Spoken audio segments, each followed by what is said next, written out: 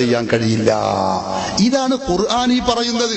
എന്നിട്ട് ഖുർആൻ പറഞ്ഞു പലവും സെമിനൊഴിഞ്ഞ് കേട്ടാൽ തന്നെ മസ്തജാബൂലക്കും ഉത്തരം ചെയ്യാൻ കഴിയില്ല.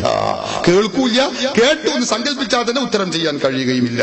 ഇനി നിങ്ങൾ നോക്ക് തഫ്സീർ മുഹററുൽ വജീസ് 13-ാം വാള്യം 163-ാമത്തെ പേജ്. അതിലും പറയുന്നത് എന്താ? ബയ്യന തആല, പടച്ച തമ്പുരാൻ ഈ ആയത്തിലൂടെ വിശദീകരിക്കുന്നത് അംറുൽ അസ്നാമി, ബിംബങ്ങൾ, മുശ്രിക്കുകൾ ആരാധിച്ചിരുന്ന ദൈവങ്ങളുണ്ടല്ലോ ബിംബങ്ങൾ, അവരുടെ കഥയാണ് ഈ പറയുന്നത്.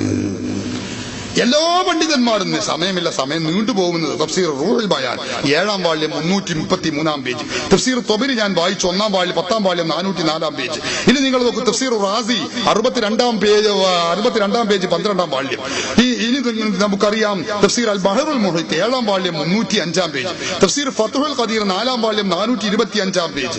തഫ്സീറുൽ വജീസ് ബഹുമാനപ്പെട്ട അല്ലാമ വാഹിദി 2-ാം വാള്യം 224-ാമത്തെ പേജ്. ഇനി ഖുർത്തുബി 14-ാം വാള്യം 215-ാമത്തെ പേജ്. എല്ലായിലും കാണാം. എന്താ കാണുന്നത്?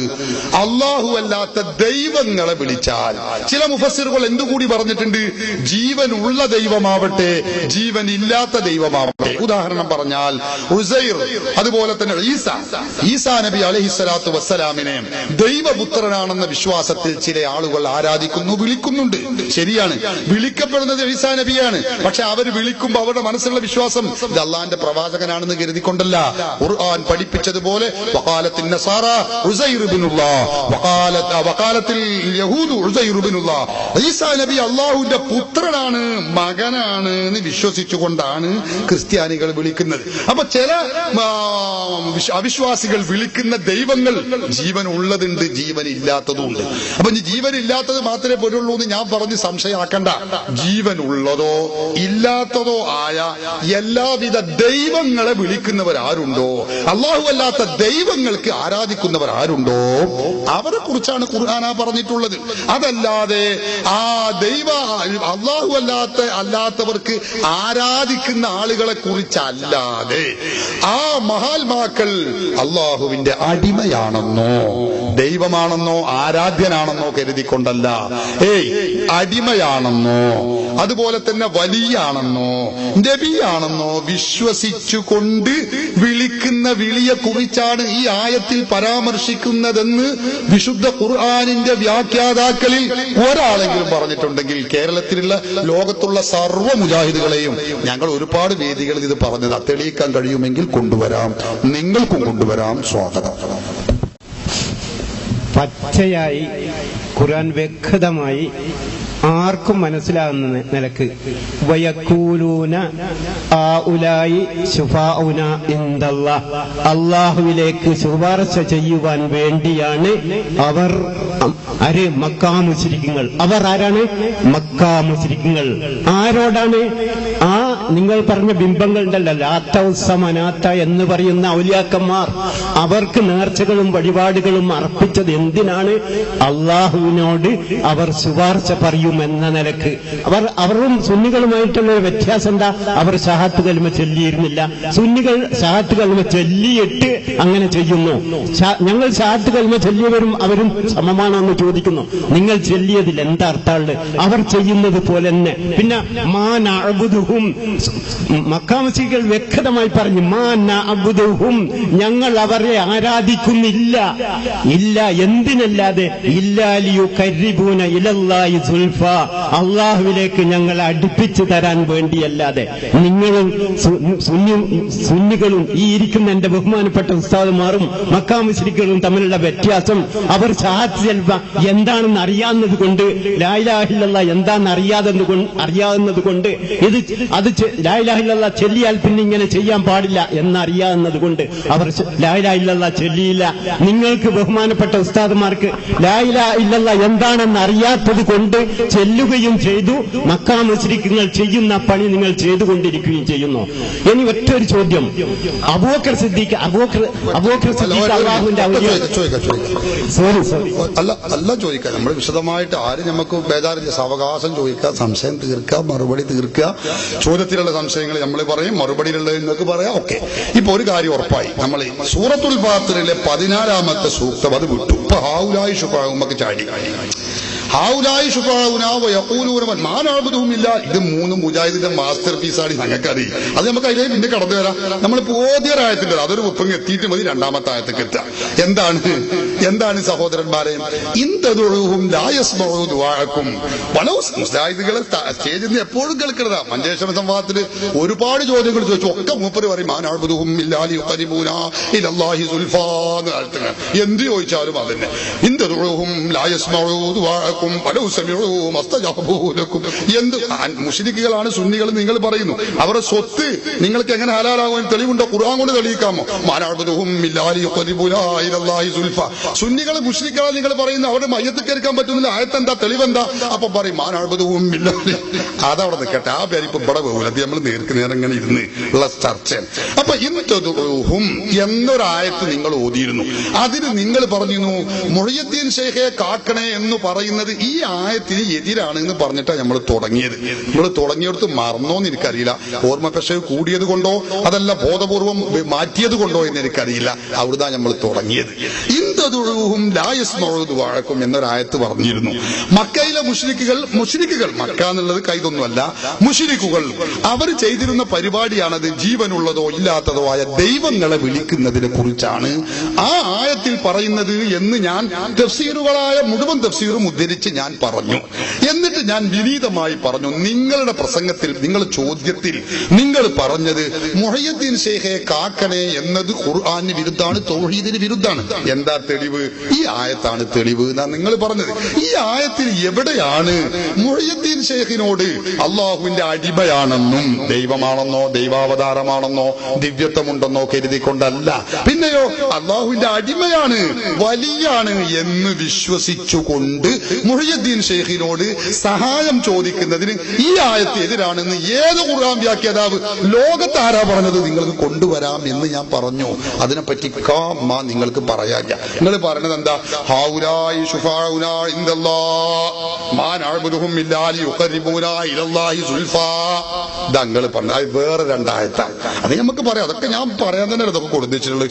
ഒക്കെ ഞാൻ പറയും. നിങ്ങൾ ഏത് ആയത്ത് ഓതിയാലും അതിന്റെ വിശദീകരണം ഇൻഷാ അല്ലാഹ് ഞങ്ങൾ പറയും. ഞങ്ങൾ ആരെങ്കിലും ഒരാൾ പറയും. അതിലൊന്നും നിങ്ങൾ ആരും ബേജാറാണ്.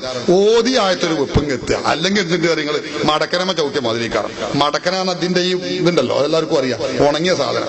അതിങ്ങനെ ഉണങ്ങി കഴിഞ്ഞാൽ ഇവിടെ ചവിട്ടി അവിടെ പൊന്തു, അവിടെ ചവിട്ടിയ ഇവിടെ പൊന്തു. അതൊരു തീരുമാനമാവില്ല. അപ്പൊ നമ്മൾ ഒന്നാണ് തീരുമാനിച്ചിട്ട് രണ്ടാമത്തേക്ക് ചാടാ. അപ്പൊ നമ്മൾ സൂറത്തുൽ ഫാത്തിറിലെ 14ാമത്തെ സൂക്തത്തെ കുറിച്ചാണ് ചർച്ച. അതിൽ എവിടെയാണ് പറഞ്ഞിട്ടുള്ളത് എന്നതാണ് നമ്മുടെ പ്രശ്നം. അതിലെവിടെയാണ് ഈ മഹാത്മാക്കളായ മുഹയ്യദ്ദീൻ ശൈഖ് അല്ലെങ്കിൽ റസൂലുള്ളാഹി സ്വല്ലല്ലാഹു അലൈഹി വസല്ലം തങ്ങളെ വിളിക്കുന്നതിന് ഈ ആയത്ത് എതിരാണെന്ന് എവിടെ പറഞ്ഞു? അതൊന്നും പറഞ്ഞാൽ. എന്നിട്ട് ഞാൻ രണ്ടാമത്തെ ആയത്ത് നിങ്ങൾ ചോദിച്ചോളൂ. ഞാൻ പറയും ഒരു ശഫാഅത്ത് ചോദിച്ചിരുന്നോ? ശഫാഅത്തിന് എന്തേ പറഞ്ഞിരുന്നത്? ആരാ പറഞ്ഞ കൂട്ടര്? എന്ത് ശഫാഅത്ത്? അതൊക്കെ ഞാൻ പിന്നീട് പറഞ്ഞുതരാം. അതൊക്കെ നമുക്ക് പിന്നീട് പറയാം. നമ്മൾ ചാടണ്ട. ഒന്നും ഒന്ന് തീരുമാനമാകട്ടെ. ആ മൈക്കാട് കൊടുക്കുക, ആൾക്ക് കൊടുക്കുക, ആൾ പറയട്ടെ. ആയത്തിനൊന്ന് പറ്റി ഞാൻ ഈ പറഞ്ഞ വിശദീകരണത്തെ കുറിച്ച് നിങ്ങൾക്ക് എന്തു പറയാനുണ്ട് എന്നതാണ് അറിയേണ്ടത്. ബഹുമാനപ്പെട്ട ഉസ്താദ് അന്ന് വില്യാപ്പള്ളി എന്നോട് ചോദിച്ചു, നീ ആരെയാണ് ഈ ആയത്ത് കൊണ്ട് ഉദ്ദേശിക്കുന്നത്? ഞാനന്ന് പറഞ്ഞത് ഓർമ്മണ്ടല്ലോ, ആദം നബി അലൈഹി സ്വലാം മുതൽ ഖിയാമത്ത് നാൾ വരെ ജനിക്കുന്ന മുഴുവൻ മനുഷ്യരും എന്ന് ഞാൻ അന്ന് പറഞ്ഞു. വില്യാപ്പള്ളി പറഞ്ഞ് ഞാൻ അവിടെ ആവർത്തിക്കുന്നു. ഒരു മൊയ്തീശങ്ങൾ മാത്രമല്ല, ഒരു റസൂൽ സല്ലല്ലാഹു അലൈഹി വസല്ലം മാത്രമല്ല, ലോകത്തുള്ള മുഴുവൻ അള്ളാഹു അല്ലാത്ത ആരെ വിളിക്കുന്നോ അവരുടെ മുഴുവൻ, അത് മൊയ്തീശങ്ങൾ എന്ന് പേര് വേണ്ടല്ലോ, ഡിഫൈ ചെയ്യുന്ന വേണ്ട, ബദരിങ്ങൾ എന്ന് വേണ്ട, ആരെയൊക്കെ അള്ളാഹു അല്ലാത്തവരെ വിളിക്കുന്നോ അത് ഞാൻ പറഞ്ഞപ്പം ഒരുപാട് തഫ്സീർ എടുത്ത് ഓതിയിട്ട് ഉസ്താദ് എത്തിച്ചത് ഔലായി ശുഫാഉന എന്ന. അവിടെ അത് ഖുർആനിൽ തന്നെ ഞാൻ എടുത്ത് ഓതിയെന്ന് മാത്രമേ ഉള്ളൂ.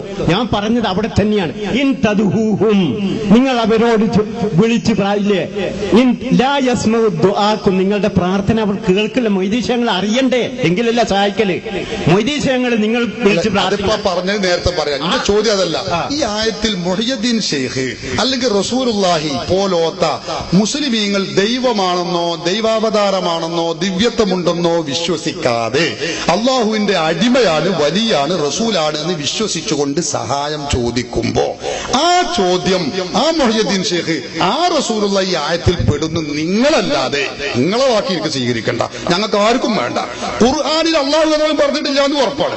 ലോകത്ത് ഏതെങ്കിലും ഒരു ഖുർആൻ വ്യാഖ്യാതാവ് പറഞ്ഞിട്ടുണ്ടെങ്കിൽ അത് കിട്ട് പറയാനാ ഞാൻ പറഞ്ഞത്. നിങ്ങൾ എല്ലാവർക്കും തിരിയില്ലേ നിൽക്കട്ടെ, അത് നമുക്ക് പിന്നെ മറുപടി പറയുന്നു. ലോകത്താരെങ്കിലും അള്ളാഹു അല്ലാത്തവരോട് ഇങ്ങനെ സഹായം ചോദിക്കാൻ ഒരു തെളിവ് ഉസ്താദ് ഉദ്ധരിക്കട്ടെ. ഒന്നല്ല 100 ഞാൻ തെളിയിക്കും. 100 നിന്നടുത്ത് നിന്ന് ഞാൻ തെളിയിക്കും. 100. പക്ഷെ അതുകൊണ്ട് നമ്മളെ വിഷയത്തിൽ നിന്ന് പോണില്ല. അതുകൊണ്ട് ഹിന്ദുഹും എന്നതിന്റെ അർത്ഥം ഇങ്ങനെയല്ലാന്ന് എവിടുന്ന് കിട്ടി അത് പോരട്ടെ, അത് നമുക്ക് തീരുമാനമായിട്ട് മതി. പറ്റേ ഞാൻ ഇവിടെ നിന്നോട് എന്റെ കയ്യിൽ കിതാബുകൾ യഥേഷ്ടമുണ്ട്. ഞാൻ ഉദ്ധരിക്കാൻ പോവാണ്. ഒക്കെ ഞാൻ ഉദ്ധരിക്കും ഇൻഷാ അല്ലാഹ്. ഞാൻ ഉദ്ധരിക്കാതിന്റെ റൂഹ് ഉണ്ടെങ്കിൽ ഞാൻ ഇവിടുന്ന് പോകില്ല. നിങ്ങൾക്ക് അതല്ലേ വേണ്ടത്? ഈ കാണുന്ന ആളുകളെ സാക്ഷി നിർത്തിയിട്ടല്ലേ ഞാൻ പറഞ്ഞത്. പക്ഷെ അത് ഞാൻ ഉദ്ധരിക്കാം. പക്ഷെ അതുകൊണ്ട് ഹിന്ദുഹും എന്ന് പറഞ്ഞ ആയത്ത് അത് മുഹ്യിദ്ദീൻ ഷേഖിനെയും റസൂലുള്ളാഹിനെയും വിളിക്കുന്നതിന് എതിരാണ് എന്നാ നിങ്ങൾ പറഞ്ഞത്. അത് നിങ്ങളെ സ്വന്തം വക എന്നാ ഞാൻ പറഞ്ഞത്. അല്ലെങ്കിൽ നിങ്ങൾ വല്ലായി അടക്കട്ടെ. നിങ്ങളെ വല്ലായി ഞാൻ വില്യാപ്പള്ളിന്ന് കണ്ടു, അതവിടെ നിൽക്കട്ടെ. അതല്ലാതെ ലോകത്ത് ആരെങ്കിലും ഏതെങ്കിലും ഒരു ഖുർആൻ വ്യാഖ്യാതാവ്, ഒരു മുഫസ്സിർ, നിങ്ങളെ വ്യാഖ്യാനം നമുക്ക് വേണ്ട. എന്ന് പറഞ്ഞാൽ ഞാൻ വായിച്ചല്ലോ, ആധികാരിക ലോകത്തെ ഏറ്റവും കൂടുതൽ ആദ്യം വിരചിതമായ ഗ്രന്ഥമാണ് തഫ്സീറു ത്വബരി, ജാമിഉൽ ബയാൻ. അതിനാ ഞാൻ ഇവിടെ കൊണ്ടുവന്നത്. നിങ്ങൾക്ക് അറബി തിരിയെങ്കിൽ വായിച്ചു നോക്കാം. എന്റെ വക ഒന്നും കൂട്ടിയിട്ടില്ല. എല്ലാ മുഫസ്സിറുകളും പറഞ്ഞത് അതാണ്. എന്ത്? അല്ലാഹു അല്ലാത്ത ദൈവങ്ങൾക്ക് ആരാധിക്കുന്നതിനെ കുറിച്ചാണ് ആയത്തിൽ പറയുന്നത് എന്ന് എല്ലാ മുഫസ്സിറും പറയുന്നു. അതിനെതിരിൽ ലോകത്ത് ഒരാളെങ്കിലും പറഞ്ഞത് നിങ്ങൾക്ക് തെളിയിക്കണം. അല്ലാതെ നിങ്ങളോട് വായിക്കുക, എന്നിട്ട് നിങ്ങളെ മൗലവിമാർ എഴുതി വെച്ച് വ്യാഖ്യാനങ്ങൾ അത് ഞങ്ങളുടെ ഇടയിൽ വേണ്ട. അതിവിടെ അസ്വീകാര്യമാണ്, യാതൊരു സംശയമില്ല. ഈ പറയുന്ന വ്യാഖ്യാനത്തിലുണ്ടോ? ഒരായത്തോത് അള്ളാഹു അല്ലാത്തവരെ സഹായം ഒരുപാട് തെളിവുകൾ ഞാൻ പറയും. ഒന്നല്ല 100 പറയും. പക്ഷെ അതുകൊണ്ട് ഇന്ദതുഴുവും എന്ന ആയത്തിന്റെ അർത്ഥം എങ്ങനെ? ഞാൻ പറയലും പറയാതിരിക്കലും അല്ലല്ലോ. ഇന്ദതുഴുവും എന്ന ആയത്തിന്റെ അർത്ഥം ഇങ്ങനെ ആവലും ആവാതിരിക്കലും അതാ നമ്മളെ തീരുമാനം.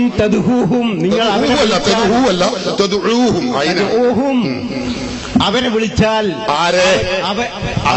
അള്ളാഹു അല്ലാത്തവരാ. അപ്പൊ നിങ്ങളെ വിളിച്ചാലോ? ഞാൻ നിങ്ങളെ വിളിക്കുക മൗലവിയിൽ, എന്നാ അതും അതിൽ പെടുവോ? എന്റെ വീട് കല്ലേരിയാണ്. മൗലവി തോടന്നൂര് വെച്ചിട്ട് ഞാൻ കല്ലേരിയുള്ളപ്പോ എന്നെ വിളിച്ചാൽ ഞാൻ കേൾക്കില്ല. തോടന്നൂരിലുള്ള അവരെ വിളിച്ചാൽ പറയുമ്പോ മുമ്പിൽ കുറച്ച് അപ്പുറത്ത് നിന്ന് ഏതിലർത്ഥം ഇന്ദുഹൂന്നല്ലേ അത് പറയും. ഇന്ദുഹൂം എന്ന ഖുർആനിന്റെ അർത്ഥത്തിൽ പദത്തിൽ മുമ്പില് കുറച്ച് അവിടെ ഏതിന്റെ അർത്ഥം ഉസ്താദിന് മനസ്സിലാണ്ടിട്ടാണ് താങ്കളുടെ അടുക്കൽ വന്നാൽ വീട്ടിലായാണ്.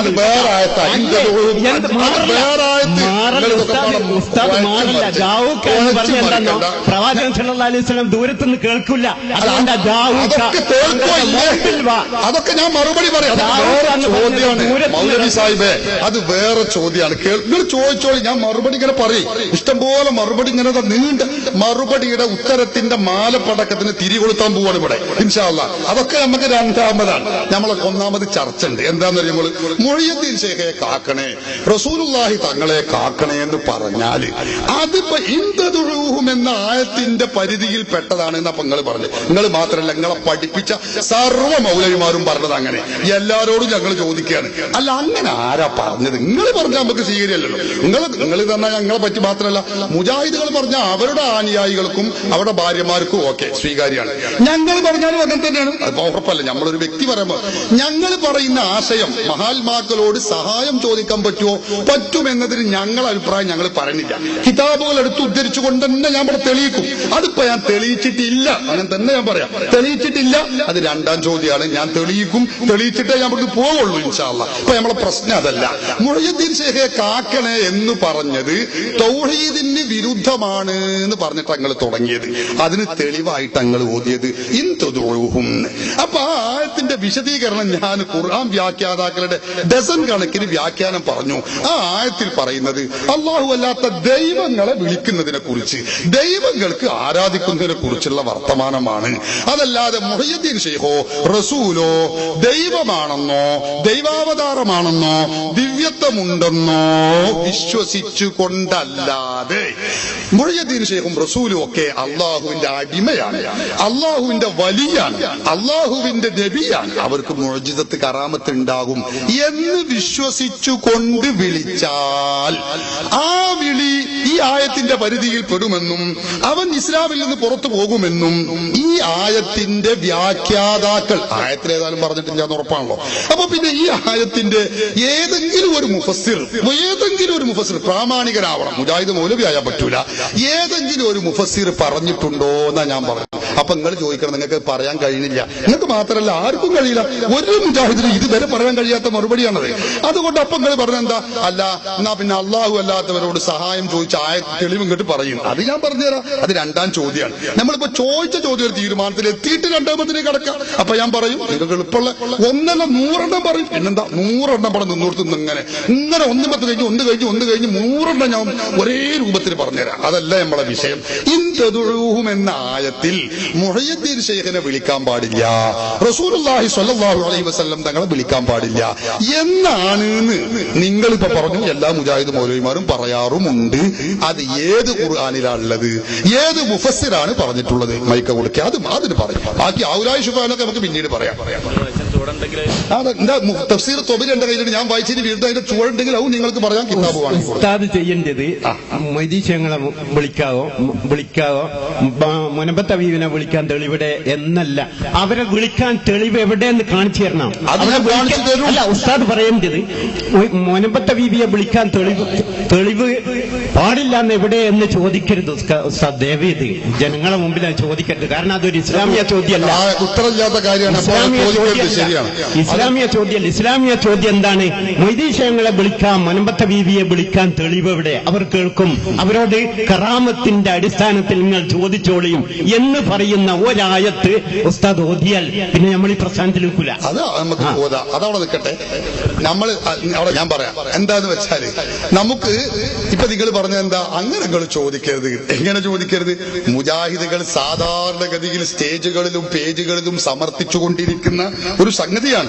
മുഹയ്യദ്ദീൻ ശൈഖിനെ വിളിക്കാൻ പാടില്ല, റസൂലുള്ളാഹിനെ വിളിക്കാൻ പാടില്ല, സഹായം ചോദിക്കാൻ പാടില്ല, അത് ശിർക്കാണ്, ഖുർആന് വിരുദ്ധാണ്. ഇങ്ങനെ ഓല് പറഞ്ഞാൽ അതിന് തെളിവെന്താന്ന് നമ്മൾ ചോദിക്കാൻ പാടില്ല. എന്താ മൂപ്പര് പറഞ്ഞത്? അപ്പൊ പിന്നെ എന്ത് കേട്ടാ പിന്നെ നിങ്ങൾ ആദ്യം തെതുഴന്ന് ഓതിയത്? അല്ല, അങ്ങനെ പെടുന്നു ഞാൻ കരുതിയിട്ടില്ല എന്നോ? അതാണ് അതിന്റെ അർത്ഥം. എന്താ നിങ്ങൾ ഈ പറയുന്നത്? എനിക്ക് മനസ്സിലാകട്ടെ, ഈ ജനങ്ങളൊക്കെ തിരിയട്ടെ. മുജാഹിദ് സ്റ്റേജ് കെട്ടിയ അപ്പൊ തുടങ്ങും എന്താ പറയാ, മുഹയ്യദ്ദീൻ ശൈഖിനെ വിളിക്കാൻ പാടില്ല, റസൂലിനെ വിളിക്കാൻ പാടില്ല, സഹായം ചോദിക്കാൻ പാടില്ല, ശിർക്കാണ്, കുഫറാണ് എന്ന് പറയും. അങ്ങനെ ഓലങ്ങനെ പറയുമ്പോ അതിനെന്താ തെളിവ് എന്ന് ഞമ്മക്ക് ചോദിക്കാൻ പാടില്ല എന്നല്ലേ വയസ്സുകാലത്ത് ഇപ്പൊ നിങ്ങൾ ഈ പറയണത്? നിങ്ങൾ ചിന്തിച്ചു നോക്കാണ്, എന്താണ് ഇപ്പൊ ഇതിന്റെ അബദ്ധം? അങ്ങനെ ഉസ്താദ് ചോദിക്കരുത്, അതൊരു സാമാന്യ ചോദ്യമല്ല എന്ന് പറഞ്ഞാൽ അത് ചോദ്യാണ്. ഉത്തരം കിട്ടാതിരിക്കുമ്പോൾ നമുക്കൊക്കെ തോന്നിപ്പോകും അത് ചോദ്യമല്ല. അതിന് നിങ്ങളെ ഞാൻ കുറ്റപ്പെടുത്തുന്നില്ല, എല്ലാ മുജാഹിദുകൾക്കുള്ള കുഴപ്പമാണ്.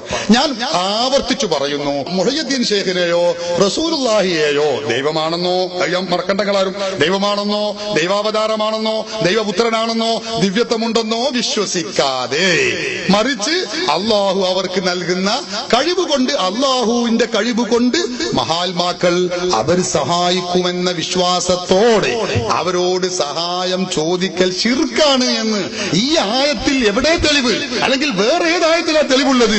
തെളിവ് നിരത്താൻ ആർക്കും കഴിഞ്ഞിട്ടില്ല. ചോദ്യങ്ങൾ ചെല്ലുമ്പോ മൗലവി പറഞ്ഞത് അത് നിങ്ങൾ ചോദിക്കരുത്, അത് ചോദിക്കാൻ പറ്റുമോ ഇല്ലേ എന്നുള്ളത് നമുക്ക് പിന്നീട് പറയാം. അത് ചോദിക്കരുത്. ജനങ്ങളൊന്നും തിരിയട്ടെ, ജനങ്ങൾക്ക് മനസ്സിലാകട്ടെ എന്തുകൊണ്ട് അത് ചോദിക്കരുത് എന്ന് പറയുന്നു. അതിന് മറുപടിയില്ല. ഖുർആനിൽ ഇങ്ങനെ ഒരു ആയത്ത് തെളിയിക്കാൻ കഴിയോ? കഴിയില്ല. കഴിയെങ്കിൽ എത്ര കാലായി ഞങ്ങൾ ഇത് ചോദിക്കാൻ തുടങ്ങിയിട്ട്? മുഖാമുഖം തന്നെ നേരത്തെ പറഞ്ഞില്ല, 300ഓളം മുഖാമുഖമായി, ചെറുതും വലുതുമായിട്ട്, കേരളത്തിലും പുറത്തുമായിട്ട്. അള്ളാഹുവിന്റെ തൗഫീഖ് കൊണ്ട് ഞങ്ങൾ നടത്തുന്നു. അള്ളാഹു കബൂൽ ചെയ്യുമാറാവട്ടെ. അവിടെ ഒക്കെ ഞങ്ങൾ ഇത് ചോദിക്കുക. അപ്പൊ കാണാം എന്നിരുന്നാലും തന്നെയുമല്ല എന്ന് പറഞ്ഞിട്ട് എന്തെങ്കിലും പിന്നെ അതല്ല മറ്റേ അത് പിന്നെ എന്നിങ്ങനെ പറഞ്ഞ അത് ഇത് എന്താ അത്? ഖുർആനിലെവിടെ ആയത്തെവിടെ? ഖുർആനിലെവിടെ ആയത്ത്? ഏതെങ്കിലും ഒരു മുഫസ്സിർ അത് പറഞ്ഞിട്ടുണ്ടോ? ഞങ്ങൾ ഇത്ര ഊക്കിൽ നടക്കുന്നത് അതല്ലേ? അത് നിങ്ങൾ മനസ്സിലാക്കട്ടെ. എന്താ ഞങ്ങൾ എത്ര മുജാഹിദുകൾ വലിയ ആവേശത്തോടല്ലേ വരുന്നത്? എന്നിട്ടും ഞങ്ങൾ വലിയ ഉസ്താദന്മാരും തെരഞ്ഞെടുത്ത ഉസ്താദന്മാരും ഉള്ളവരെന്നെ പിന്നെ പോയിരിക്കുക. നോക്കിങ്ങള്, ഞങ്ങൾ ഈ കുട്ടികൾ ഇത് ഇത്ര ധൈര്യത്തിൽ വരുന്നത് എന്തുകൊണ്ടാണ്? ഞങ്ങൾക്കറിയാം മുജാഹിദുകൾക്ക് ഇതിന് തെളിവില്ല എന്ന് ഞങ്ങൾക്കറിയാം. അതുകൊണ്ട് വരികയാണ്. അല്ലേ ഇപ്പൊ ഞങ്ങൾ ഈ ധൈര്യത്തിൽ നിങ്ങൾ ചിന്തിച്ചു നോക്കാണ്. ഇവിടെ ലോകത്ത് എത്ര വലിയ കൊമ്പ മുജാഹിദുകൾ ഞങ്ങളുടെ മുഖാമുഖത്തിൽ വന്നില്ലേ? എന്നിട്ട് അവർ ചോദിച്ചില്ലേ, വന്ന പോകട്ടില് മയ്യത്തിന്റെ പേര് തലന്ന് പേനിറങ്ങി പോണ മാതിരിയല്ലേ പിന്നെ പോലെ ഓരോരുത്തരും? നമുക്കറിയില്ലേ എന്താ കാരണം? തെളിവില്ല. മുജാഹിദിന് തെളിയിക്കാൻ കഴിയില്ല. അതൊരു വസ്തു പച്ച കളവും ദുർവ്യാഖ്യാനം ഇങ്ങനെ പറയും. എന്നിട്ട് അങ്ങനെ അറിയാം. അത് ഓരോ കുറ്റപ്പെടുത്തല്ലോ കേട്ടോ. കാരണം മുജാഹിദ് സംസ്ഥാന നേതാക്കൾ പോലെ പറ്റിച്ചതാണ്, മൗലവിമാര് പറ്റിച്ചതാണ്. ഞാൻ ഇവരെ മൗലവിമാരല്ലാത്ത ഈ സാധാരണ മുജാഹിദുകളെ നമ്മൾ ഒരിക്കലും കുറ്റപ്പെടുത്തൂല. ഇപ്പൊ ഇന്ന് മുജാഹിദ് സംഘടനകളിലുള്ള ജിന്നും പിശാചും തൗഹീദും നമുക്ക് അറിഞ്ഞൂടെ. ഇത് മൗലവിമാര്, വലിയ മൗലവിമാര് സാധാരണക്കാരെ പറ്റിക്കാണെന്ന്. സാധാരണക്കാരായ മൗലവിമാർക്ക് വരെ തിരിഞ്ഞിട്ട് എത്രയോ സാധാരണക്കാർ ഇപ്പോ മുജാഹിദിന് മാറിയില്ലേ. അപ്പൊ ഇതൊക്കെ ജനങ്ങൾക്ക് മനസ്സിലാകുന്നുണ്ട്. അതുകൊണ്ട് നമ്മളെ വിഷയത്തിൽ ഞാൻ എപ്പോഴും പോയിട്ടില്ല. ഇന്ദദോഴും ഈ ആയത്താണ് നമ്മളെ വിഷയം. ഈ ആയത്ത് മഹാത്മാക്കളോട് സഹായം ചോദിക്കൽ ശിർക്കാണ് എന്നത് ഏതെങ്കിലും ഒരു മുഫസ്സിർ, നിങ്ങൾ പറയുന്നത് എനിക്ക് വേണ്ട, ഞാൻ പറഞ്ഞത് നിങ്ങളും കൂട്ടണ്ട, ഞാൻ കിതാബ് എന്നാണ് ഉദ്ദേശിച്ചത്. നിങ്ങൾക്ക് അതുപോലെ ഏതെങ്കിലും ഒരു കിതാബ് പറയാൻ കഴിയോ? ഏതെങ്കിലും ഒരു കിതാബിലുണ്ട് ഇത് പറയാൻ കഴിയോ? എന്തെങ്കിലും പറയാം. വെറുതെ നമ്മൾ നേരം കളഞ്ഞിട്ട് കാര്യമില്ല. അതുണ്ടെങ്കിൽ ആയത്തുണ്ടെങ്കിൽ പറയാ, ഹദീസ് ഉണ്ടെങ്കിൽ പറയാ, അല്ലെങ്കിൽ മുഫസ്സിർ പറഞ്ഞിട്ടുണ്ടെങ്കിൽ പറയാ. അതില്ലാതെ നിങ്ങൾ പറയുകയാണെങ്കിൽ അല്ലെങ്കിൽ ഉദ്ധരിക്കാനേ മതി. എന്നാ ഞാൻ രണ്ടാമത്തെ ചോദ്യത്തിന് മറുപടി അറിയും. ഏത് മഹാത്മാക്കളെ വിളിക്കാൻ പറ്റും എന്നതിന് നിങ്ങൾ രേഖ കൊണ്ടുവരണം എന്ന് പറഞ്ഞല്ലോ. ഞാൻ തെളിവ് ഉദ്ധരിക്കും. ഇവിടെ എന്റെ കയ്യിലുണ്ട്, ഇതവിടെ ഞാൻ പറയാൻ കാത്തിക്കുകയാണ്. പക്ഷെ അതിനാദ്യം നമ്മൾ ചോദിച്ചു വെച്ചൊന്നാണ് തീരുമാനമായാലേ അത് നല്ല ഉഷാറാവും. എല്ലാവർക്കും കാര്യം പറയും. വേറെ ചോദിക്കാൻ മൂപ്പരാവും തീരുമാനമായിക്കോട്ടെ. മൂപ്പർക്ക് വഴങ്ങാണെങ്കിൽ മറ്റേ ആൾ കൊടുത്താൽ മതി. ഓണാക്കി നേരം വെളുക്കുന്നവരെ ചോദിച്ചാലും കുഴയില്ല. അൽഹംദുലില്ലാഹ്. നേരം വെളുക്കുന്നതിന് മറുപടി പറഞ്ഞാലും യാതൊരു ക്ഷീണവും ഇവിടെ ഉണ്ടാവില്ല ഇൻഷാ അല്ലാഹ്. ഉസ്താദ് ഒരു തെറ്റിദ്ധരിപ്പിക്കൽ പ്ലീസ് ദയവ് ചെയ്തിട്ട് ചെയ്യരുത്. ഞാൻ പറഞ്ഞത് എന്താണ്, മൗലിദ് കഴിക്കാൻ പാടില്ല എന്നതിന് തെളിവ് ആരും ചോദിക്കില്ല. മറിച്ച് പറയുക എങ്ങനെയാണ്, മൗലിദ് കഴിക്കാൻ തെളിവ് എവിടെ എന്നാണ് പറയേണ്ടത്. ഞാനതാ പറഞ്ഞത്. മരിച്ചവരോട് പ്രാർത്ഥിക്കാൻ പാടില്ല എന്ന തെളിവ് ആരും ചോദിക്കില്ല. പാടുണ്ട് എന്നതിനാ തെളിവ് ഇസ്ലാമിൽ ചോദിക്കും. അത് ഉസ്താദിന് അറിയാത്തത് കൊണ്ട് ഞാനത് അറിയാത്തത് പഠിപ്പിച്ചു തന്നെന്ന് മാത്രമേ ഉള്ളൂ. നമ്മുടെ വിഷയം ഞാൻ ഉസ്താദോട് പറഞ്ഞു. അല്ല, നിങ്ങൾക്ക് അതല്ല, ഞാൻ അതൊന്ന് തീർക്കാം. നമുക്ക് ഇതിന്റെ അടുത്ത ചോദ്യം ചോദിച്ചോളൂ. നിങ്ങൾക്ക് അത് ധാരണ പറ്റിയിട്ടുണ്ട്. നിങ്ങൾക്ക് ധാരണ പിശക് പറ്റുന്നുണ്ട്. എന്താന്ന് വെച്ചാല് മരിച്ച മഹാത്മാക്കളോട് സഹായം ചോദിക്കാൻ പാടില്ല, അത് ശിർക്കാണ് എന്നാ നിങ്ങൾ പറഞ്ഞത്. അതിന് തെളിവ് വേണമെന്ന് ഞാൻ പറഞ്ഞപ്പോ അങ്ങനെ ചോദിക്കാൻ പറ്റൂല എന്നുള്ളതിന് മൂപ്പരിപ്പോ ഉദാഹരണം പറഞ്ഞ എന്താ അറിയോ, മൗലിദ് കഴിക്കാൻ പാടില്ല എന്നുള്ളതിനല്ല തെളിവ്, പാടുണ്ട് എന്നുള്ളതിനാണ്, നടത്തണം എന്നുള്ളതിനാ തെളിവ് വേണ്ടത്. നിങ്ങൾ അവിടെയും പഴിച്ചു. നിങ്ങൾക്ക് മൗലിദ് കഴിക്കാൻ പാടില്ല, അത് നരകത്തിലേക്കാണ്, ബിദ്അത്താണ്, അനാചാരമാണ് എന്ന് നിങ്ങൾക്ക് വാദമുണ്ടെങ്കിൽ അതിന് നിങ്ങൾക്ക് തെളിവ് കൊണ്ടുവരണം. അല്ലാതെ അവിടെ അത് തെളിവില്ലാത്ത കാര്യമാണ്, തെളിവ് പറയേണ്ടതില്ല എന്ന് പറഞ്ഞുകൊണ്ട് രക്ഷപ്പെടൂല. അവിടെ നിങ്ങൾക്ക് അബദ്ധം പറ്റിയിട്ടുണ്ട്. ഞാൻ നിങ്ങളെ കുറ്റപ്പെടുത്തിയല്ല. അത് ഉസൂല് എന്ന് പറഞ്ഞ ചില സംഗതികളുണ്ട്, ജമ്മുൽ ജവാമി, മുസ്തസ്ഫ പോലത്തെ കിതാബുകൾ, ഞാൻ കുറ്റപ്പെടുത്തില്ല കേട്ടോ. അത് ഓതാത്തൊരു കുഴപ്പമാണ് നിങ്ങൾക്കുള്ളത് എന്ന് പറഞ്ഞാൽ നിങ്ങൾ എന്നൊന്നും പഴി ചാടരുത്. അതിന്റെ കുഴപ്പമാണ്, നിങ്ങളുടെ വാദമാണത്. അത് നിങ്ങൾ മനസ്സിലാക്കണം. എന്ത്, ഈ മരണപ്പെട്ടു പോയ മഹാത്മാക്കളെ വിളിച്ചാൽ അവൻ മുശ്രിക്കാണ്, ശിർക്കാണ്. ഇത് നിങ്ങളെ വാദത്തിന് തെളിവ് കൊണ്ടുവരണം. അൽ ബയ്യിനത്തു അലൽ മുദ്ദഈന റസൂലുള്ളാഹി സ്വല്ലല്ലാഹു അലൈഹി വസല്ലം തങ്ങൾ പറഞ്ഞിട്ടുള്ളത്. ഹദീസ് നിങ്ങൾക്കറിയില്ലേ? സുന്നത്തും ഖുർആനും സുന്നത്തി ആളാന്ന് പറഞ്ഞ മുറുകെ പിടിച്ചാൽ പോലെ അത് മറിച്ചു നോക്കണം. റസൂലുള്ളാഹി പഠിപ്പിച്ച ഹദീസിൽ കാണാം അൽ ബയ്യിനത്തു അലൽ മുദ്ദഈ. ഒരു വാദം ഉന്നയിക്കുന്നവന്റെ മേലിലാണ് തെളിവ് വേണ്ടത്. വാദം, നിങ്ങളെ വാദം എന്താ? മഹാത്മാക്കളെ വിളിച്ചാൽ സഹായം ചോദിച്ചാൽ അവൻ മുശ്രിക്കാണ്, കാഫിറാണ് എന്നാ റസൂൽ പറയുന്നു. അങ്ങനെ പറഞ്ഞാല് നിങ്ങൾ വാദം തെളിവ് കൊണ്ടുവരണം. അപ്പൊ നിങ്ങൾ തെളിവ് വേണം. തെളിവ് കൊണ്ടുവരാതെ നിങ്ങളെ പ്രസ്താവിച്ചിങ്ങനെ പോയാല് നിങ്ങളെ പ്രസ്താവന വിഴുങ്ങാൻ മാത്രം അന്തംഗംബികളായിട്ടുള്ളവർ ഇവിടെ ആരുമില്ല. മുജാഹിദ് നേതാക്കളോ മുജാഹിദുകളോ അവരുണ്ടാവും. ഞാൻ അവരെ കുറ്റപ്പെടുത്തുന്നില്ല, അവർക്ക് അത്രയല്ലേ വിവരമുള്ളൂ. ഞാൻ അവരെ കുറ്റപ്പെടുത്തുന്നില്ല. ഖുർആനും സുന്നത്തും പഠിച്ചവർക്ക് അതിന് കഴിയില്ല. അതുകൊണ്ടാണ് ഞാൻ പറഞ്ഞു, ഖുർആനുണ്ടോ നിങ്ങൾ പറഞ്ഞോളി, ഹദീസ് ഉണ്ടോ പറഞ്ഞോളി. ഇല്ലേ, ഖുർആനിന്റെ മുഫസ്സിറുകൾ, വ്യാഖ്യാതാക്കൾ ഉണ്ടല്ലോ, അവരാരെങ്കിലും പറഞ്ഞിട്ടുണ്ടോ? പറഞ്ഞോളൂ. ഇതല്ലാതെ നിങ്ങളിങ്ങനെ പറയാ, എന്നിട്ട് പറയാ ഇത് മുഹയ്യദ്ദീൻ ശൈഖിനെ ആ ചുരത്തും വന്ന് വിളിച്ചതിനെ പറ്റി തന്നെയാണ്, കൊടുങ്കാറ്റ് വരുമ്പോ വിളിക്കുന്ന പറ്റി തന്നെയാണ്, ഇത് സുനാമി ഉണ്ടാകുമ്പോ തന്നെയാണ്, കപ്പൽ മാറി, അത് നിങ്ങൾ പോക്കറ്റിൽ എടുത്തതാണ്, അവിടെ തന്നെ വെക്കുക എന്നല്ലാതെ ബിസ്മിൻ ചൊല്ലി അവിടെ തന്നെ വെക്കുക, അവിടുന്ന് എടുക്കുക അവിടെ തന്നെ വെക്കുക. ഇത് നമ്മളെ വിവരമുള്ള മുമ്പിൽ അത് നടക്കൂല. മൈക്ക കൊടുക്കുക, മുമ്പർക്ക് അതിനെ കുറ്റം പറയണ്ടേ പറയണ്ട. മൗലൂദിൻ്റെത് പറയണ്ട, കാരണം ബഹുമാനപ്പെട്ട കുറ്റ്യാടി സഖാവിയോട് ഉണ്ട്, അയാൾ ഒരിക്കൽ പെട്ടതാ. പോട്ടെ, ഞാൻ പറഞ്ഞത് ഞാൻ രാജിവെക്കാന്ന് പറഞ്ഞു. അവരോട് വിളിച്ച് പ്രാർത്ഥിക്കാൻ ഖുർആനിൽ നിന്ന് ഒരു ആയത്ത് ഓതിയാൽ ഈ പ്രസ്ഥാനം വിട്ടുപോരാന്ന് ഞാൻ പറഞ്ഞപ്പോ അത് നിങ്ങൾ ഉസ്താദ് കണക്കിലെടുക്കും. ഖുർആനിൽ ഒരു ആയത്ത് തെളിവുണ്ടോന്നാ? ഖുർആനിലും ഹദീസിലും പ്രമാണം. എന്റെ ചോദ്യം ഖുർആനാണ്. എന്റെ ചോദ്യം ഖുർആൻ ഖുർആനിൽ ഒരു ആയത്ത് ഓതണം. നേരത്തെ പറഞ്ഞ അങ്ങനൊന്നല്ല. ഞാൻ എന്റെ പ്രസ്ഥാനം വിടാ എന്ന് പറഞ്ഞപ്പോ ഞാൻ പറഞ്ഞത് എന്താ, ബേജാറുണ്ടല്ലോ. നിങ്ങൾ നേരത്തെ പ്രമാണം ഉണ്ടോന്നാണ് ഞാൻ പറഞ്ഞു. 100 കണക്കിന് തെളിവ് ഞാൻ പറയും. അപ്പൊ നിങ്ങൾ ചോദിച്ചത് ഏതാ? അപ്പൊ നിങ്ങൾ ശരിക്കും ശ്രദ്ധിക്കണം. ഞങ്ങൾക്കത് ബോധപൂർവമാണ് ഇതൊക്കെ കേൾക്കുന്നത്, ഉത്തരം പറയണത്. നിങ്ങൾ ബോധപൂർവ്വമായി പറയുന്നത് ആവട്ടെ. അപ്പൊ ഞാൻ പറയുന്നത് ഈ അതിന് തെളിവുണ്ടോന്ന്, അതിന് ഞാൻ തെളിവ് പറയാം. നമ്മളെ വിഷയം അതല്ല. ഈ ഇന്ദതൊഴുഹും എന്ന ആയത്ത് നിങ്ങളത് മുശ്രിക്കാണ്, ഇങ്ങനെ ചെയ്യുന്നവൻ കാഫിറാണ്, തൗഹീദിന് വിരുദ്ധരാണ് എന്ന് പറഞ്ഞല്ലോ.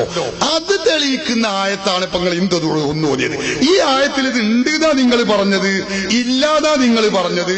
അത് നിങ്ങളൊന്ന് തീരുമാനിക്കാം. അത് ഉണ്ട് എന്നാ അതൊന്ന് സ്ഥാപിച്ചട്ടി, ഇല്ലെങ്കിൽ ഇല്ലാന്ന് പറയും. എന്നിട്ട് ഞാൻ രണ്ടാമത്തെ തെളിവ് പറയും. മറ്റത് കുറെ നിങ്ങൾ പറയാം. ഈ ആൾക്കാർ കുറെ മൂല്യം രണ്ടിട്ടാ പോലെ ഉണ്ടാവും, കുറെ അങ്ങോട്ടും ഇങ്ങോട്ടും പറഞ്ഞു. എന്നിട്ട് പിന്നെ കുറെ ചോദ്യം ചോദിച്ചു പോയി എന്നല്ലാതെ തീരുമാനമായില്ല എന്ന് പറയും. അപ്പൊ അതൊരു തീരുമാനം ആവണമെങ്കിൽ എല്ലാവർക്കും റെഡിയാണ്. അതൊന്നും പറയും. ഇന്ദതൊഴുഹും എന്ന ആയത്തിൽ ഇത് ഉണ്ട് എന്നാ പറഞ്ഞത്, ഇല്ല എന്നാ പറഞ്ഞത്? ഉണ്ട് എന്നാണോ? എന്നാ പിന്നെ ഏത് മുഫസ്സിർ പറഞ്ഞു? അതുകൂടി പറഞ്ഞാൽ വിഷയം തീർന്നു. ഇല്ല എന്നാണോ? ഞാൻ ആ വിഷയം വിട്ടു. പിന്നെ എനിക്കിങ്ങനെ അതിനെപ്പറ്റി പറയലിന്റെ പ്രതിപാദനത്തിലില്ല. ഞാൻ അടുത്ത വിഷയത്തിൽ കിടക്കും. ഞാൻ ആവർത്തിച്ച് പറയുന്നു, ഇൻ തദ്ഹൂഹും, അള്ളാഹു അല്ലാത്തവർ ആരെ വിളിച്ച് പ്രാർത്ഥിക്കുന്ന നിലക്ക് സഹായം ചോദിക്കുന്നു, അത് അള്ളാഹു അല്ലാത്ത ആരെയും അതിന് പേര് പറയേണ്ട ഉസ്താദെ. ആദം നബി അലൈഹി സ്വലാം മുതൽ ഖിയാമത്ത് നാൾ വരെ എനിക്ക് ഏറ്റിയാലും ഒരു മനുഷ്യനെ വിളിക്കാൻ പാടില്ല. വിളിച്ചാൽ ചെറുക്കാണോ അല്ലെങ്കിൽ കാഫറാണ് മുദ്രിക്കാണ്. നിങ്ങളെ വാക്ക് ഖുർആനിൽ തെളിവല്ല, ഇസ്ലാം തെളിവല്ല. നിങ്ങളെ ഭാര്യമാരോട്, നിങ്ങളുടെ മുജാഹിദിനെ നിങ്ങൾ അംഗീകരിക്കുന്ന അനുയായികളോട് അവരോടൊക്കെ പറയാൻ പറ്റുള്ളൂ, ഞങ്ങളോട് പറയാൻ പറ്റൂല. എന്തുകൊണ്ട്? നിങ്ങളോതി അതേ ഖുർആന്റെ വ്യാഖ്യാനം ഞാൻ ലോകത്താദ്യം രചിക്കപ്പെട്ട തഫ്സീറാണ്. തഫ്സീർ ഇബ്നു ജരീർ തൊബരിയുടെ ജാമിഉൽ ബയാൻ 10/404 ഇതിന്റെ പേജും വാള്യവും. ഇതിൽ നിന്ന് ഉദ്ധരിച്ച് ഞാൻ പറഞ്ഞു, ആ പറഞ്ഞത് അത് മുഹയ്യിദ്ദീൻ ഷെയ്ഖോ റസൂലിനെയോ അവർ ഇലാഹാണെന്നോ ദൈവമാണെന്നോ കരുതിക്കൊണ്ട് വിളിക്കുന്നതിനെ കുറിച്ചല്ല. പിന്നെയോ യാനി അൽ ആലിഹത്തല്ലത്തി തഅബുദൂനഹാ മിൻ ദൂനില്ലാഹ്, അല്ലാഹുവിനെയും വിട്ട് നിങ്ങൾ ആരാധിക്കുന്ന ദൈവങ്ങളെ കുറിച്ചാണ് ആയത്തിലുള്ളത് എന്ന് എന്റെ വക പറഞ്ഞതല്ലോ. ഞാൻ തഫ്സീർ എടുത്തതാ ഉദ്ധരിക്കണേ. നിങ്ങൾ പോക്കറ്റിൽ നിന്ന് എടുത്ത് പറയാണ്. അത് ഏതെങ്കിലും ഖുർആൻ വ്യാഖ്യാതാവ് പറഞ്ഞിട്ടുണ്ടെങ്കിൽ പറഞ്ഞോളി. നിങ്ങൾ പറയാം ആദം നബി മുതലുള്ള ഉസ്താദേ ആദം നബി മുതൽ മരിച്ചവർ, അതോടൊന്ന് 2 ഉസ്താദ് വിളിച്ചോണ്ട് വിഷയം തീരുമാനമാവില്ലല്ലോ. അത് തഫ്സീർ എവിടെ, രേഖ എവിടെ, പ്രമാണം എവിടെ? നിങ്ങളെ പോക്കറ്റിൽ നിന്നെടുത്ത് ഞങ്ങൾക്ക് ആവശ്യമില്ല, അത് അവിടെ തന്നെ വെക്കുക. വേറെ യാതൊരു ചികിത്സയില്ല. ഉസ്താദ് വളരെ വ്യക്തമായി മലയാളത്തിൽ ഈ ജനങ്ങൾക്ക് മുഴുവൻ മനസ്സിലാകുന്ന നിലക്കാണ് ഞാൻ പറഞ്ഞത്. അത് അല്ലാഹു അല്ലാത്തവരെ വിളിക്കുന്നതിനെ പറ്റിയാണ്. എന്നിട്ട് ഞാൻ പറഞ്ഞു അല്ലെന്നാണ് ഉസ്താദിന്റെ വാദം. ഉസ്താദ് ഒരു ആയത്തോതട്ടെ, കറാമത്ത് കൊണ്ട് ചോദിക്കാൻ, മുജിസത്ത് കൊണ്ട് ചോദിക്കാൻ പറ്റുന്ന ഒരായത്ത് നിങ്ങൾ ചോദിച്ചോളി അല്ലാഹു അല്ലാത്തവരോടൊന്നുള്ള ഒരായത്തോതട്ടെ എന്ന് ഞാൻ പറഞ്ഞിട്ട് ഒരായത്തോതുമ്പല്ലേ ഞാൻ പറഞ്ഞത് പൊട്ടുക അല്ല. പൊട്ടണമെങ്കിൽ ഈ ആയത്തിന്റെ നിങ്ങൾ പറഞ്ഞത് പൊട്ടണമെങ്കിൽ ഇത്ര മതി. ഈ ആയത്ത് നിങ്ങൾ പറഞ്ഞതല്ല എന്ന് തെളിയിക്കാൻ ഈ ആയത്തിന്റെ തഫ്സീർ ഞാൻ ഉദ്ധരിച്ചത് തന്നെ യഥേഷ്ടം മതി. കണ്ണും കാതുമുള്ള മലയാളം തിരിയുന്ന എല്ലാവർക്കും ഇത് തിരിയും. നിങ്ങളാ പറഞ്ഞ ആയത്തിന്റെ അർത്ഥം അങ്ങനെയല്ല എന്ന് നിങ്ങളും ഞാനും ജനിക്കുന്നതിന്റെ നൂറ്റാണ്ട് മുമ്പ് 1100 വർഷം മുമ്പ് എഴുതപ്പെട്ട ഗ്രന്ഥാണ്. ഈ ഗ്രന്ഥത്തിൽ പറയുന്നു ഇത് മഹാത്മാക്കൾ ഇസ്തിഗാഥ സഹായം ചോദിക്കുന്നതിനെ കുറിച്ചല്ലേ. പിന്നെയോ ഇത് പറയുന്നത് അള്ളാഹു അല്ലാത്ത ദൈവങ്ങൾക്ക് ആരാധിക്കുന്നതിനെ കുറിച്ചാണ്. ഇത് മതി നിങ്ങൾ പറഞ്ഞ് ശരിയല്ല എന്ന് തെളിയിക്കാൻ. മറ്റത് 2ാം ചോദ്യമാണ്. അത് നിങ്ങൾ വേറെ ചോദിച്ചോളി. അപ്പൊ ഇത് പറഞ്ഞ ആയത്തിൽ, നിങ്ങൾ ഓതിയ ആയത്തിൽ, ഇന്ദതൊഴുഹും എന്ന് പറഞ്ഞ ആ ആയത്തിൽ അമ്പിയാക്കളോട് ഔലിയാക്കളോട് സഹായം ചോദിക്കാൻ പാടില്ല, ബദരീങ്ങളെ, നബിയെ, അതുപോലെ മുഹയ്യിദ്ദീൻ ഷേഖെ എന്ന് വിളിക്കാൻ പാടില്ല എന്ന് ഒരൊറ്റയാളും പറഞ്ഞിട്ടില്ല. ഉണ്ടെങ്കിൽ അതല്ലേ തെളിയിക്കേണ്ടത്. അത് ഇവിടെ തെളിയിക്കാൻ നിങ്ങൾ കഴിഞ്ഞിട്ടില്ല. പിന്നെ നിങ്ങൾ വീണ്ടും ആ പഠിച്ചു വെച്ച ആഫീസിന് തരുന്ന ചീട്ടുണ്ടല്ലോ, അത് നമ്മളെ മുമ്പിൽ പറയണ്ട. അത് മുജാഹിദ് കുട്ടികളുടെ മുമ്പിൽ പോയി ക്ലാസ് എടുത്താൽ മതി. അവനാന്റെ വീട്ടിൽ പോയി ക്ലാസ് എടുക്കാം. അതിനൊന്നും ആരും എതിർപ്പ് പറയില്ല. മുസ്ലിമീങ്ങളോടും വിവരമുള്ളവരോടും അത് പറയാൻ പറ്റൂല. അപ്പൊ നിങ്ങൾ പറഞ്ഞത് ശരിയല്ല എന്ന് സ്ഥാപിക്കാൻ ആ ഖുർആൻ ആയത്തിന്റെ വ്യാഖ്യാന ഗ്രന്ഥങ്ങളിൽ ഒരു ഗ്രന്ഥം ഞാൻ ഉദ്ധരിച്ചു. വേറെയും ഒരുപാട് ഗ്രന്ഥങ്ങളുണ്ട്. എല്ലാ ഗ്രന്ഥങ്ങളിലും ഇതാണ് പറഞ്ഞിട്ടുള്ളത്. അല്ലാഹു അല്ലാത്ത ദൈവങ്ങൾ, ജീവനുള്ളതോ ജീവനില്ലാത്തതോ ആയ ദൈവങ്ങൾക്ക് വിളിക്കുന്നതിനെ കുറിച്ചാണ്. സുന്നികളോ ലാ ഇലാഹ ഇല്ലല്ലാഹ്, അല്ലാഹു അല്ലാത്ത വേറെ ഒറ്റൊരു ഇലാഹേ ഇല്ല, ഒരു ദൈവമേ ഇല്ല, അല്ലാഹു മാത്രമാണ് ഇലാഹു എന്ന് ഉറക്കെ വിളിച്ചു പറയുകയും അത് മജ്ജയിലും മാംസത്തിലും അലിഞ്ഞു ചേരുകയും ചെയ്ത പ്രസ്ഥാനമാണ് അഹ്ലുസുന്നത്തി വൽ ജമാഅത്തിന്റെ പ്രസ്ഥാനം. അതുകൊണ്ട് ഈ ആയത്ത് സുന്നികൾ നടത്തുന്ന ഇസ്തിഗാസക്ക് എതിരാണെന്ന് തെളിയിക്കാൻ നിങ്ങൾക്കെന്നല്ല ലോകത്തുള്ള ഒരാൾക്കും കഴിഞ്ഞിട്ടില്ല. ഇത് നിങ്ങൾ രണ്ടാളൊന്ന് പറഞ്ഞിട്ട് വേണം അടുത്ത ചോദ്യത്തിലേക്ക് കടക്കാൻ. മയക്ക കൊടുക്ക്. അതിന്റെ ഇടയ്ക്ക് നിങ്ങളൊരു കാര്യം പറഞ്ഞു. എന്താണ് നമ്മള് മൗലിദിന്റെ വിഷയത്തിൽ പെട്ടത് ആരാന്ന് റഷീദ് സക്കാഫിക്ക് അറിയാന്ന്. എന്താ വിഷയം എന്ന് എനിക്ക് അറിഞ്ഞിട്ടില്ല. എനിക്ക് മനസ്സിലാക്കണം, മൂപ്പർക്കും മനസ്സിലായിട്ടില്ല. അത് നിങ്ങൾ എവിടെയെങ്കിലും ഒന്ന് വിശദീകരിക്കണം. അത് ഞാൻ പിന്നീട് പറഞ്ഞാൽ മതി. ഇന്ത്യയിൽ ആയത്ത് കഴിഞ്ഞിട്ട് പറഞ്ഞാൽ മതി. അത് പറയും. ആ ആയത്തിനെ പറ്റി നമുക്കൊരു തീരുമാനം എടുത്തിട്ടാകെ വാട്ടു. ഇന്ദദ്ഹു എന്നുള്ളത് പറഞ്ഞപ്പം ഉസ്താദ് എന്താ പറഞ്ഞ, അത് ഞങ്ങൾക്ക് ബാധകമല്ല, ഞങ്ങൾ ഷഹാദത്ത് കലിമ ചൊല്ലുവല്ല, അത് ഷഹാദത്ത് കലിമ അല്ലാത്ത മക്കാ മുശ്രിക്കുകൾക്ക് ബാധകമെന്ന് പറഞ്ഞിട്ട് രക്ഷപ്പെടുവല്ലേ ഉസ്താദ് ചെയ്തത്. അന്നേരം ഞാൻ പറഞ്ഞത് നിങ്ങൾക്ക് ബാധകം അല്ലെങ്കിൽ അങ്ങനെ തെളിവുണ്ടെങ്കിൽ നിങ്ങളൊരു ആയത്തോത് ഞാൻ പ്രസ്ഥാനം വിട്ട് നിങ്ങളോട് പോരാ എന്ന് വരെ ഞാൻ പറഞ്ഞത് എന്തിനാ? എല്ലാത്തിനും മറുപടി പറഞ്ഞിട്ടാണ്. തദ്ഹുവും അള്ളാഹു അല്ലാത്ത ആരെ വിളിച്ചാലും ഓ മുശ്രിക്കാണ്, ഓന് രക്ഷയില്ല എന്ന് തന്നെ ഞാൻ പറയുന്നത്. അല്ലെന്ന് സ്ഥാപിക്കണ്ടെങ്കിൽ ഒരായത്തോടും നിങ്ങളെ ഓതിയ ആയത്തിൽ അങ്ങനെ വേണ്ടേ? സ്ഥാപിക്കേണ്ടതുള്ളൂ. ആ ഓതിയ ആയത്തിൽ അങ്ങനെ വേണ്ടേ? നിങ്ങൾ പറയാം ഖുൽ ഹുവല്ലാഹു അഹദ്, എന്നിട്ട് ഞാൻ പറയാം ഇയാൾ മുശ്രിക്കാണ് എന്നാണ് ആയത്തിൽ പറഞ്ഞിട്ടുള്ളത് പറഞ്ഞാൽ എന്താ അതിന് വേറെ വല്ല സ്ഥലത്തല്ലേ ചികിത്സിക്കേണ്ടത്? ഖുൽ ഹുവല്ലാഹു അഹദ് എന്ന് ഞാൻ എന്നിട്ട് പറയാം ഇയാൾ കാഫിറാണെന്നാണ് അതിന്റെ അർത്ഥം. അല്ല അതെവിടെ പറഞ്ഞിട്ടുള്ളത്? അപ്പൊ മൂപ്പർ ചോദിക്കുക, അല്ല ഞാൻ പറയാം അല്ല അതിന് എതിരുള്ള ഒരു ആയത്തുകൾ സ്ഥാപിക്കി. എന്താ ഈ പറയുന്നത്? ഇതൊക്കെ ആരോടാ പറയണത്? ഖുൽ ഹുവല്ലാഹു അഹദ് ഞാൻ പറഞ്ഞിട്ട് ഇയാൾ കാഫിറാന്ന് പറഞ്ഞാൽ അതിന്റെ അർത്ഥം അതാണോ? എന്ത് പൊട്ടപ്പോയത്തകൾ പറഞ്ഞ് ആയത്തിൽ എന്തോ അർത്ഥം മുഫസ്സിറുകൾ പറഞ്ഞതിന് വിശദീകരിക്കണം. ആ ആയത്തിൽ അങ്ങനെ ഉണ്ടോ? ഉണ്ടെങ്കിലല്ലേ ഞാൻ അതിന് മറുപടി പറയേണ്ടതുള്ളൂ. ഇല്ലാത്ത ആയത്തിന് മറുപടി പറയേണ്ടതുണ്ടോ? നിങ്ങൾ ഈ കഥ ഇല്ലാതെ ചോദിക്കരുത്. ഉസ്താദ് ഞാൻ വളരെ വ്യക്തമായിട്ടാ പറയുന്നത്. നിങ്ങൾക്ക് തോന്നും, നിങ്ങൾ വളരെ വ്യക്തമായിട്ടാ ചോദിക്കുന്നത് നിങ്ങൾക്ക് തോന്നും. ഈ ജനങ്ങളൊക്കെ മനസ്സിലാക്കുന്നുണ്ട്, വളരെ വ്യക്തമായിട്ടാണ് പറയുന്നത്. ആരും പ്രാർത്ഥന അള്ളാഹു അല്ലാത്ത ആരും പ്രാർത്ഥന കേൾക്കില്ല എന്ന് ഞാൻ വളരെ വ്യക്തമായിട്ട് പറയുന്നു. കേൾക്കുമെന്ന് സ്ഥാപിക്കേണ്ടത് ഉസ്താദിന്റെ ബാധ്യതയാണ്. അതല്ല, നിങ്ങൾ വ്യക്തമാക്കി പറഞ്ഞുകൊണ്ട് കാര്യമില്ല. നിങ്ങളെ ഈ ആയത്തിൽ അങ്ങനെ ഇല്ല. നിങ്ങൾ ഈ ആയത്ത് ഓതിയിട്ടാണല്ലോ പറഞ്ഞത്. ഇന്തുല്ലേ സൂറത്തുൽ ഫാത്തിറിലെ 14-ാമത്തെ ആയത്ത് ഓതിയിട്ടാണല്ലോ നിങ്ങൾ പറഞ്ഞത്. ഈ ആയത്തിൽ അങ്ങനെ വേണ്ടേ? എന്നാലല്ലേ ഞങ്ങൾക്ക് സ്ഥാപിക്കേണ്ടതുള്ളൂ. ഈ ആയത്തിൽ നിങ്ങളാ പറഞ്ഞ കളവാണ്. ഈ ആയത്തിൽ അങ്ങനെ ഒരു അർത്ഥമില്ല. പിന്നെ നിങ്ങൾ വേറെ കേൾക്കൂലേ? അത് നിങ്ങൾ വേറെ ചോദിച്ചോളി. ഞാൻ ബുഖാരി മുസ്ലിം ഉദ്ദേശിച്ച് മറുപടി പറയും. പക്ഷെ ഇപ്പൊ പ്രശ്നം അതല്ല. നിങ്ങളൊരു ആയത്ത് ഓതി, എന്നിട്ട് ആ ആയത്ത് ഓതിയിട്ട് തനിച്ച ദുർവ്യാഖ്യാനം ഖുർആന്റെ പേരിൽ കളവ് നിങ്ങൾ പറഞ്ഞു. അത് ഞാൻ അംഗീകരിക്കൂല, ഞങ്ങൾ അംഗീകരിക്കൂല. അത് ശരിയല്ല. ഈ ജനങ്ങൾ എല്ലാവരും ഒന്ന് മനസ്സിലാക്കണം, പഠിക്കണം. എന്നിട്ട് നിങ്ങൾ അടുത്ത് ചോദിച്ചോളി. ഞാൻ ഇതുപോലെ പറയും അള്ളാഹു ആണ് സത്യം, ഞാൻ പറഞ്ഞത് സത്യമാണ്, ഒരു കളവും ഞാൻ പറഞ്ഞിട്ടില്ല. നിങ്ങൾക്ക് അത് കളവ് പറയുന്നവർക്ക് ചില ആളുകൾക്ക് തോന്നും ഞാൻ പറഞ്ഞത് കളവല്ല, സത്യമാണ്.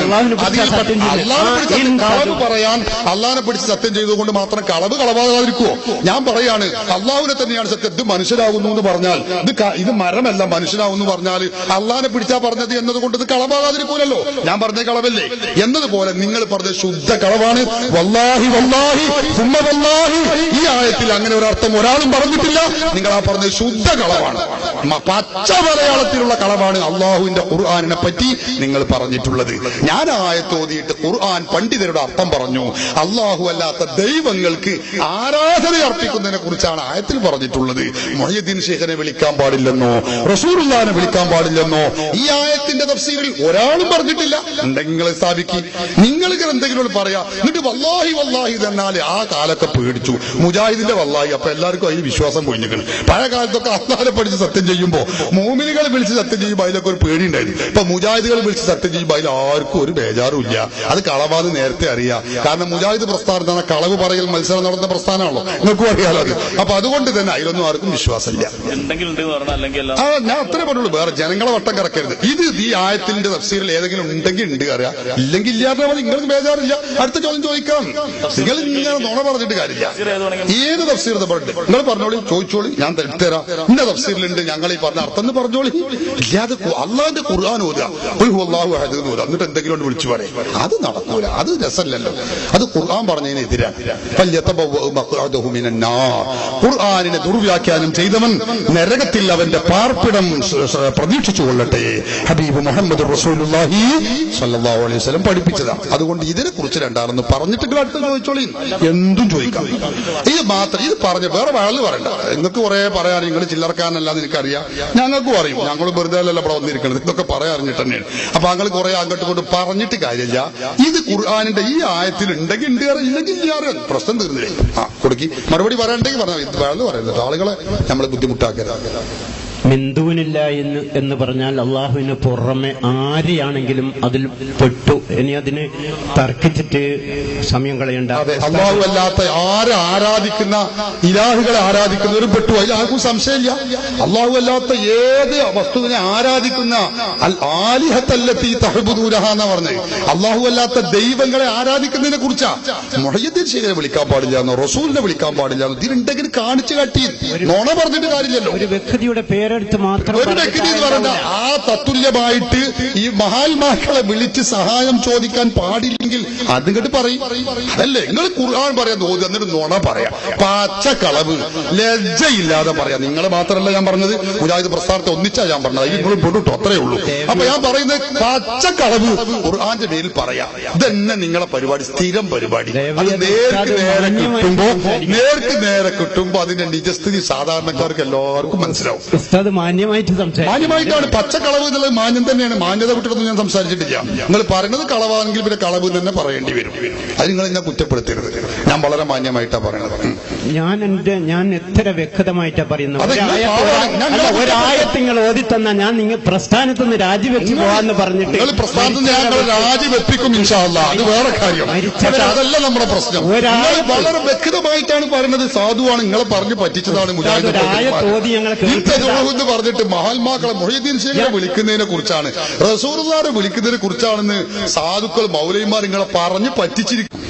ഒരക്ഷരം പറയുമ്പോൾ പിഴച്ചുപോയ അള്ളാഹു. അത് ഒരു വട്ടല്ല, 4 വട്ടങ്ങൾ ഓതിയപ്പോഴൊക്കെ പിഴക്കണം. അപ്പൊ നിങ്ങൾ പഠിച്ചത് അങ്ങനെയാണ്, പഠിപ്പിച്ചത് അങ്ങനെയാണ്. അല്ല ഉസ്താദെ, നേരത്തെ ഞാൻ ഖുർആൻ തന്നെ മാറ്റി യഹൂദികൾ പോലും ചെയ്യാത്ത പണി. അതൊക്കെ ഞാൻ മറുപടി പറയട്ടോ.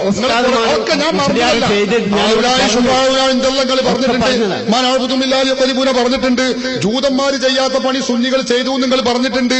സുന്നികൾ ഇവിടെ ഇരിക്കുന്ന ഞങ്ങൾ മക്ക മുശ്രിക്കുകൾ വലിയ മുശ്രിക്കലാന്ന് നിങ്ങൾ പറഞ്ഞിട്ടുണ്ട്. അതൊന്നും ഞാൻ മറന്നിട്ടില്ല.